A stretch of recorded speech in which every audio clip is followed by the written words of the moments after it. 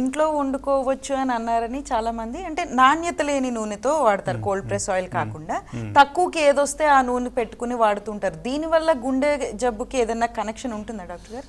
So మనకి oils పరంగా చూసుకుంటే మనకు కావాల్సిన బాడీలో healthy components omega fatty acids అంటాం. Then coming to poly unsaturated, mono unsaturated అంటాం, మూఫా పూఫా.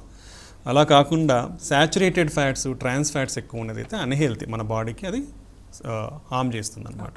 సో ఈ మూఫా పూఫా ఉన్న oils like groundnut oil, rice bran oil, sunflower oil, safflower oil, olive oil, ఈ ఆయిల్స్ వాడుకోవచ్చు. బట్ రిఫైన్డ్, కంప్లీట్గా రిఫైన్డ్ చేస్తే దాంట్లో hydrogenated, trans fats, saturated fats ఎక్కువ ఉంటాయి కాబట్టి అవి అన్హెల్తీ. సో కోల్డ్ ప్రెస్డ్ కానివ్వండి, ఇవి తీసుకుంటే మంచిది. ఇంకోటి రీయూజబిలిటీ ఇంపార్టెంట్. అదే ఆయిల్ని వాడి వాడి వాడి చేస్తే అప్పుడు మనకు డ్యామేజ్ ఎక్కువ జరిగేది. సో రీయూజబిలిటీ అనేది తగ్గించుకోవాలి. Next most important thing is okay oil కంటిన్యూస్గా వాడడం కంటే ఒకసారి ఒక ఆయిల్ ఇంకోసారి ఇంకో ఆయిల్ వాడడం వల్ల మనకి mono unsaturated, poly unsaturated fatty acids అనేది తగినంత మోతాదులో మన బాడీకి అందే అవకాశం ఉంటుంది. Next important is amount of oil అనేది ఇంపార్టెంట్. సో పర్ పర్సన్ ఒక టీ స్పూన్ మాత్రమే, అంటే ఒక 4 టీ స్పూన్స్ పర్ డే, ఒక మనిషికి 4 టీ స్పూన్లు మాత్రమే రోజుకు వాడాలి. అది క్యాలిక్యులేట్ చేసుకొని అందాజుగా వాడుకుంటే మన అన్నెసెసరీ ఫ్యాట్స్ అనేది ఎక్కువ కాకుండా మనకు కావాల్సినంత మాత్రమే తీసుకునే అవకాశం ఉంటుంది.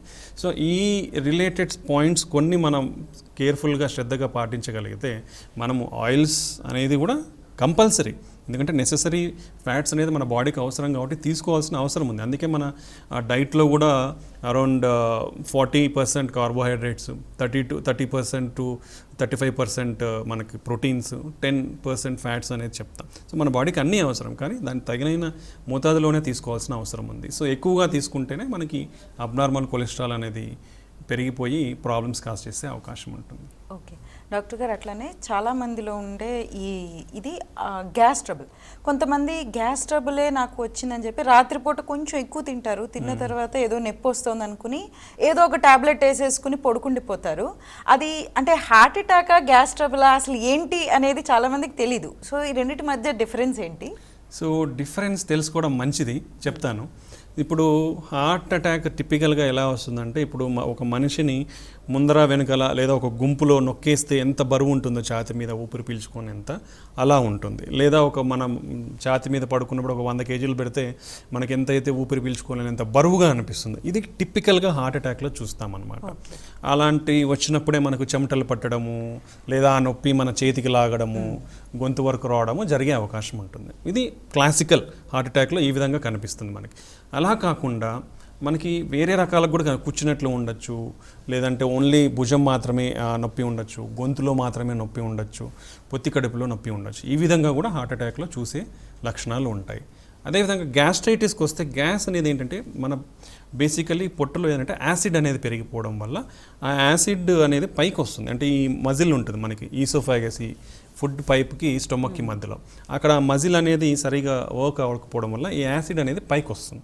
పైకి వచ్చినప్పుడు మనకి బర్నింగ్ సెన్సేషన్ అనేది తెలుస్తుంది. ఆ బర్నింగ్ సెన్సేషన్ వచ్చి మనకు గొంతులో కూడా పుల్లని తేపులు రావడము, బెల్చింగ్స్ అంటాం, ఈ విధంగా రావడము, గొంతు వరకు మంట రావడం జరుగుతుంది. ఇది టిపికల్ గ్యాస్ ప్రాబ్లం. బట్ మనకు ఇన్ఫీరియర్ ఎంఐ అంటాం, అంటే right side blood vessel black అయినప్పుడు ఈ పెయిన్ మన గుండె కింద భాగము పొట్టకి ఉంటుందన్నమాట.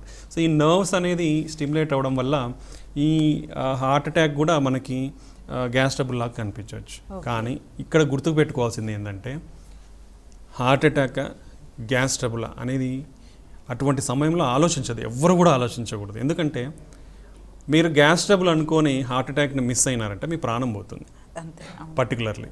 సో మీకు అటువంటి లక్షణాలు ఉన్నా తగ్గట్లేదు అంటే మీరు 15, 20, 30 మినిట్స్ ఉన్నారు, పెయిన్ ఇంటెన్సిటీ అంటాం, తీవ్రత పెరుగుతా పోతూ ఉంది, మీకు ఏం తీసుకున్న నీళ్ళు తాగుతారు, లేదంటే యూనో వేసుకుంటారు, లేదంటే జెల్సులు వేసుకుంటారు, ప్యాంటాబేస్, తగ్గట్లేదు అంటే నెగ్లెక్ట్ అనేది చేయొద్దండి. ఇమీడియట్గా మీ దగ్గరలో ఉన్న క్లినిక్కో హాస్పిటల్కి వెళ్ళి ఒక ఈసీజీ తీయించుకోండి. ఆ ఈసీజీ తీయించుకుంటే మనకు వచ్చిన ప్రాబ్లం హార్ట్ అటాక్ లేదా గుండె జబ్బా అనేది తెలిసిపోతుంది, అంటే గ్యాస్ ట్రబుల్ అనేది తెలిసిపోతుంది. సో అప్పుడు మనము సేఫ్ సైడ్లో ఉంటాం. అలా కాకుండా గంటలు ఇది అరే కాదు గ్యాస్ ట్రబులే ఉంటుంది, ఇంకో గంట ఆగి చూస్తే తగ్గిపోతామంటే ఆ గంటలో మన ప్రాణం కూడా పోయే అవకాశం ఉంటుంది. కాబట్టి ఈ బేసిక్ పెయిన్ ఎక్కువగా ఉన్నప్పుడు హార్ట్ అటాక్ లేదా గ్యాస్ ట్రబుల్ అనేది ఎవరు కూడా ఆలోచించొద్దండి. దాన్ని హార్ట్ అటాక్ లాగానే కన్సిడర్ చేసి ఒక చిన్న ఈసీజీ తీయించుకొని మీ ప్రాణాలను కాపాడుకోండి. ఓకే.